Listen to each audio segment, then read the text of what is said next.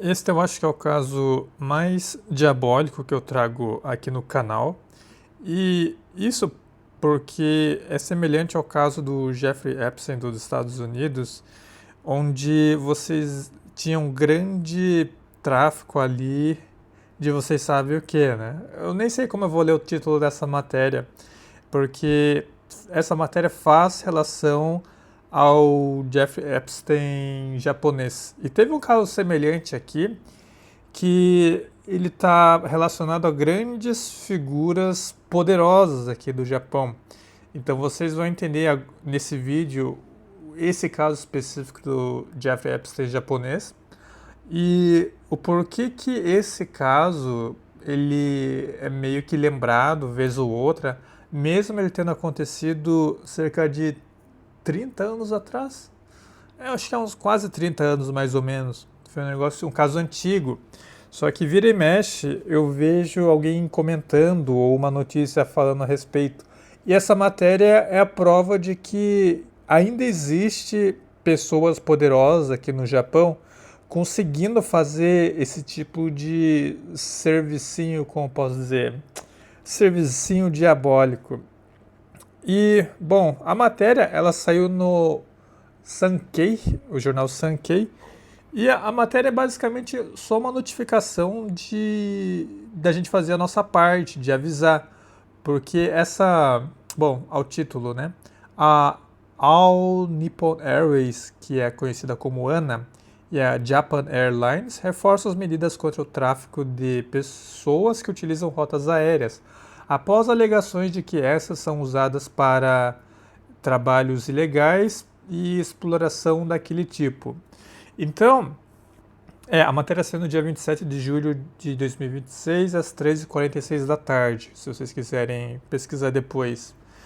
É, então vocês podem ver aqui que é muito conectado com o caso ali do Jefinho, né? Vamos chamar assim para encurtar o assunto e ver se o YouTube não vai destruir de vez o meu canal com essa matéria. Se vocês pegarem a matéria na íntegra, vocês vão ver que é apenas uma notificação dessas grandes companhias aéreas do Japão, a ANA e a Japan Airlines, que nos últimos anos houve casos de jovens japoneses sendo aliciados para trabalhos temporários ilegais no exterior, bem como o caso em que uma jovem tailandesa foi forçada ao job em Tóquio.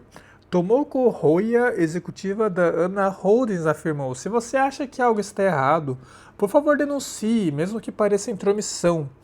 Então, você vê que é uma tentativa assim inútil de você fazer esse tipo de alerta, porque essas rotas aéreas elas são feitas quando tem o fim desse tipo de trabalho, eles são feitos para poder ajudar pessoas mais poderosas. Então, claramente não vai estar no radar um voo de classe econômica, ou um voo da classe business, ou um voo de first class. Não vai estar nesse tipo de voo. Vai ser provavelmente um jatinho ou alguma coisa do tipo. E vai estar sendo feito a encomenda de alguém ali no privado. Como você vê ali no. Como é que é? Tem um avião do Jefinho ali que ele até tinha um nome específico, mas. Ah, eu não lembro agora. Mas ele é feito em automóveis privados.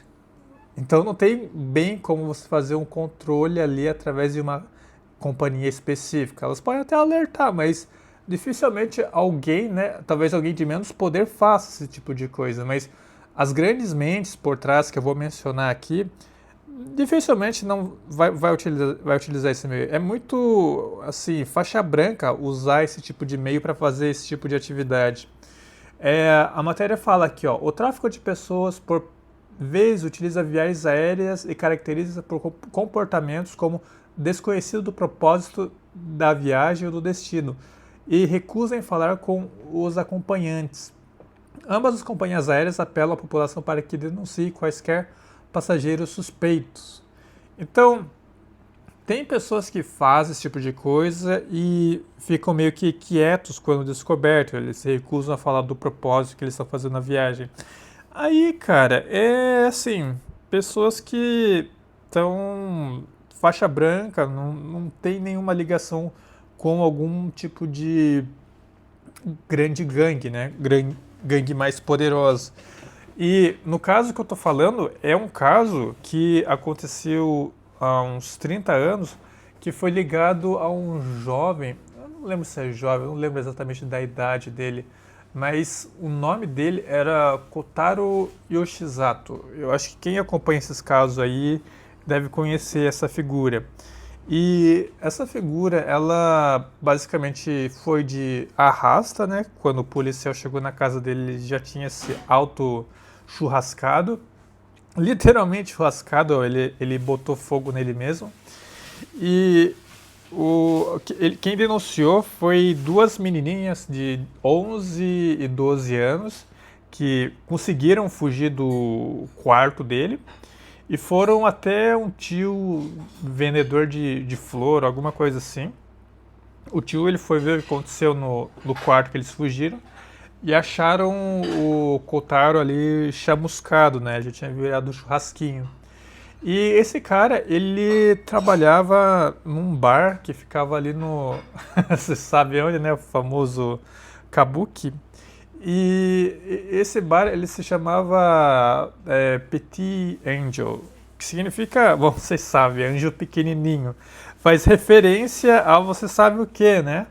Só para vocês terem uma ideia, era literalmente um clube de criancinhas que eram utilizadas exatamente para aquele serviço.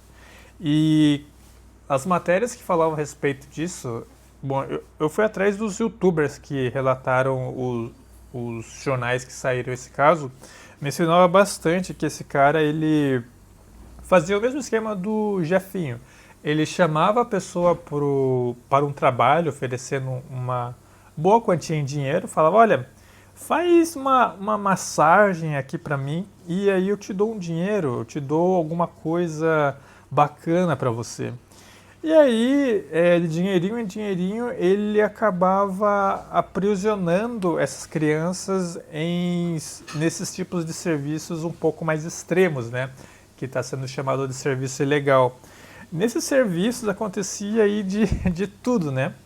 E uma das fontes que o Jefinho japonês arranjava essas crianças, até onde eu vi pelas matérias, era daquela Toyoko. Acho que vocês já ouviram falar do caso do Toyoko Kids, que são as criançadas e adolescentes que fogem dos pais para irem ali morar nas ruas, porque elas encontram pessoas que abraçam a forma que elas estão vivendo e suportam o modo de viver nas ruas.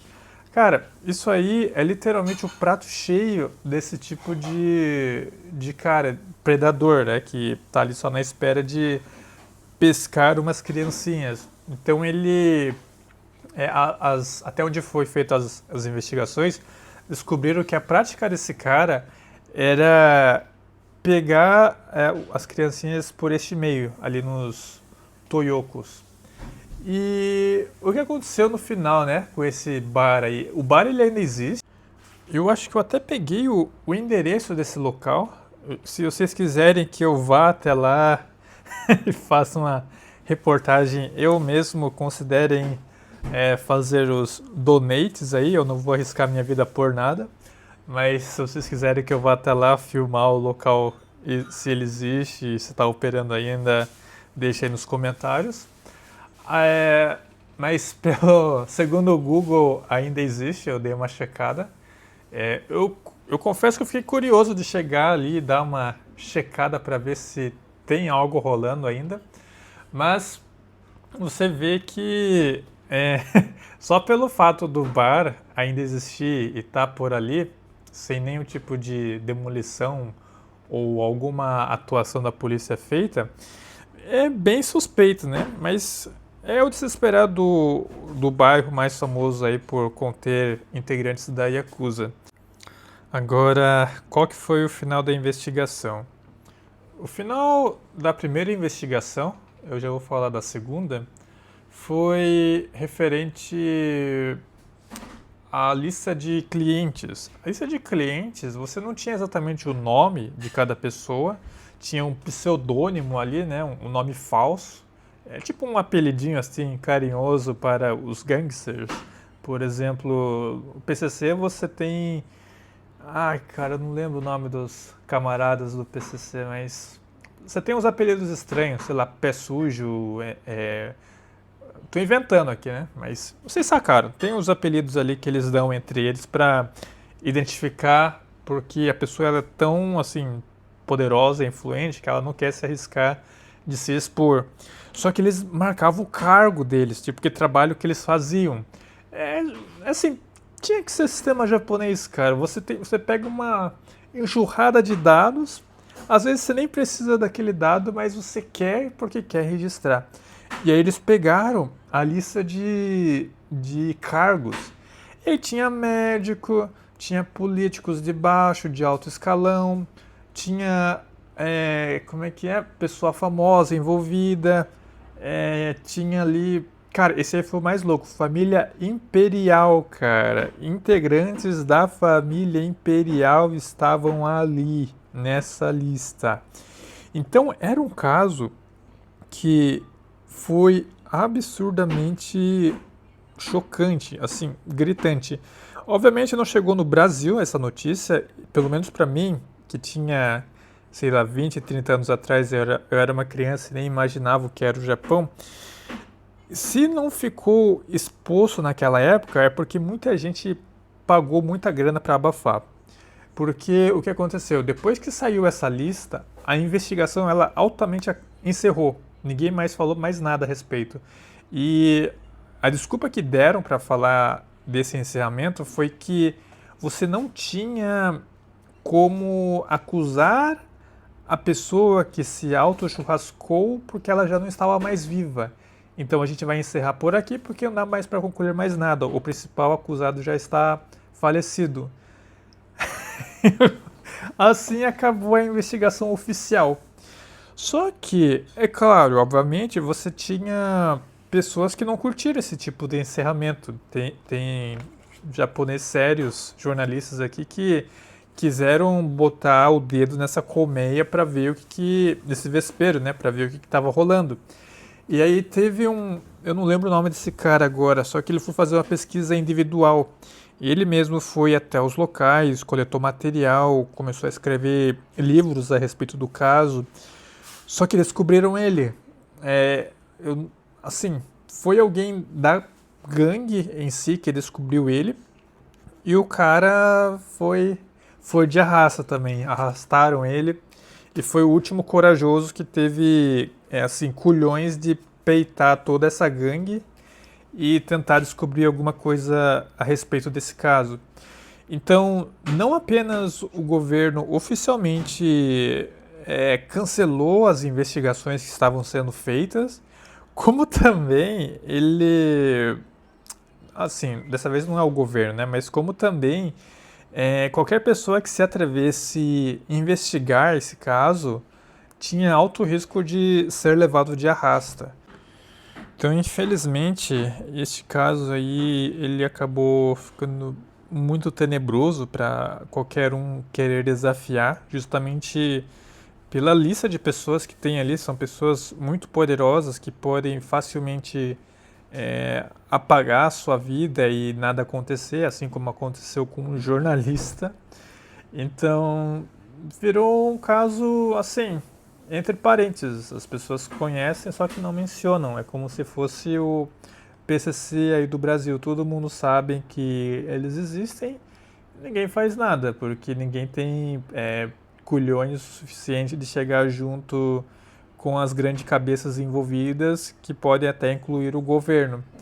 Então, o Japão ele tem também problemas semelhantes. A única diferença entre o Japão e o Brasil é que o Japão ele consegue omitir um pouco mais os problemas que ele tem, porque lá atrás, quando aconteceu, não foi um caso muito alarmante. Eu acho que talvez as pessoas não tinham internet na época, né? Vamos relevar esse ponto. Só que, por mais que você não fale mais abertamente sobre esse caso, apenas um ou outro vídeo ou de repente site pode aparecer para você a respeito dele, o Japão ele ainda contém algumas matérias falando levemente dessa parte em si, deixando transparecer que existem coisas obscuras que as pessoas não conseguem fazer um ligamento lógico entre elas. Por exemplo, esse caso aí da All Nippon Airways e Japan Airlines é um exemplo desse, tipo, as companhias aéreas vão fazer mais investigações e levar mais a sério isso, porque é ilegal fazer esse tipo de tarefa. Tá, beleza, mas você vai fazer essa investigação de repente em jatinhos e aviões privados? Porque não adianta nada. Esses caras aí que tem muita grana, eles não vão usar, eles não vão dar essa cartada branca, cartada não, essa ação de faixa branca. É muita ingenuidade você pensar que esse tipo de ação vai impedir que certos serviços ilegais deixem de continuar existindo. É como no Brasil. O Brasil você tem ali práticas sendo feitas de uma forma duvidosa. A gente sabe que existe e apenas aceita que está ali. Embora as pessoas dizem, né, as autoridades dizem que estão trabalhando duro para fazer algo a respeito, a mesma coisa acontece aqui no Japão. Existem esses exemplos um pouco mais assim outliers negativamente do que acontece no Japão. A gente sabe que existe e não tem como mudar esse sistema, porque é literalmente o sistema e o Japão está funcionando exatamente como ele espera. Você tem o enfraquecimento da economia, você tem desvalorização do iene, você tem cada vez mais japoneses tendo que trabalhar mais horas em escritório. Quem é corajoso para ter criança tem e acaba deixando elas meio que abandonadas porque tem que se dedicar ao trabalho. E essas crianças, uma vez que elas entram em conflito com os pais e não tem aquela preparação psicológica, né, aquela barreira mental para encarar um conflito, sabe? Quando você tem aquele conflito com os pais e você recebe aquele não, você fica frustrado. A criança aqui no Japão, elas recebem muito mimo e dificilmente existe esse confronto. E quando existe um confronto em si, é muito fácil dela pegar, sair para as ruas e parar num lar dos Toyo Kids da vida. E aí, por você favorecer esse ambiente de miséria que está começando a crescer no Japão, você acaba fomentando esse ninho, que é o ninho onde predadores como esse cara aí, o Jefinho, de 30 anos atrás, japonês, acaba criando os negócios duvidosos dele, de fazer transferência de criancinhas. E aí tem gente que vem e fala, pô cara, mas o Japão não tem essas coisas, cadê as fontes? Tá literalmente aí no Google, YouTube, jornal, você pode pesquisar. Você até pode querer ir atrás e investigar por si mesmo.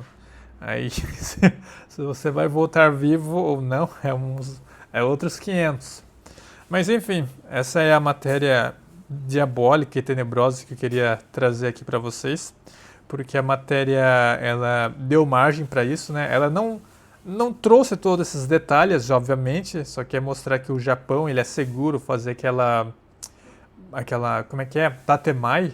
Para quem não conhece da cultura japonesa, o tatemai é aquela forma que você apresenta ao público para falar que você tá fazendo o que é correto, mostrar que você é bonzinho e tudo.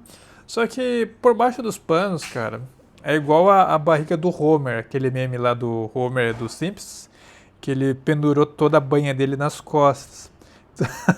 A banha do Japão tá toda pendurada nas costas, cara. Uma vez que você muda pra cá, você acaba vendo pela internet uns vídeos assim meio de procedência duvidosa. E aí você entende algumas coisas que existem aqui e por que elas existem. Mas enfim, senhores, essa é a notícia de hoje. Caso vocês curtem notícias referentes ao Japão e o lado obscuro que ele pode revelar para nós, considere se inscrever aí no canal, deem aí o joinha para fortalecer e fiquem à vontade na seção dos comentários. Falou e até a próxima. Ah, e só para lembrar, eu não tenho nenhuma tendência de autoarrasta, viu? Então se eu sumir ou acontecer algo comigo, vocês já sabem. Deem um salve aí pra minha família. Falou!